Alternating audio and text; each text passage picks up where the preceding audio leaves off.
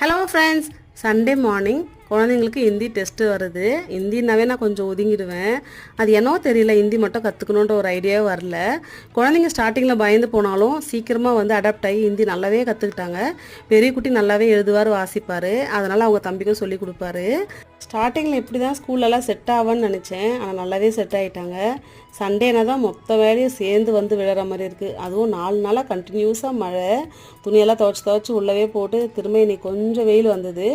மாடிக்கு 4-5 முறை ஏறி இறங்கி எப்படியாச்சும் இன்றைக்கி எல்லாத்தையும் காய வச்சு எடுத்து மடித்து வச்சிடணும்னு பிளான் பண்ணியே சுற்றிட்டு இருந்தேன். அதுவும் நான்வெஜ் லேட்டாக தான் எடுத்துகிட்டு வந்து தருவாங்க. அதை க்ளீன் பண்ணி சமைச்சு திரும்ப நம்ம எல்லாத்தையும் ரெடி பண்ணிவிட்டு சாப்பிட்டுட்டு அடுத்த நாள் வேலையை ஆரம்பிக்கிறதுக்குள்ளே சண்டே எல்லாம் முடிஞ்சு போகுது. நிம்மதியாக உட்காந்து ஒரு நீயா நானா ஷோ கூட பார்க்க முடியல. எனக்கு எப்போவுமே நீயா நானா உட்காந்து பார்க்கணுன்னு அது ரொம்ப நாள் ஆசை. அது என்றைக்கு நடக்கும்னு தெரியல. நாட்டுக்கோழி தான் எடுத்துகிட்டு வந்துருந்தாங்க. எல்லாம் சேர்த்து அரைச்சி ஒரு கிரேவி ரெடி பண்ணியிருந்தேன். ரொம்பவே நல்லாயிருக்கும்.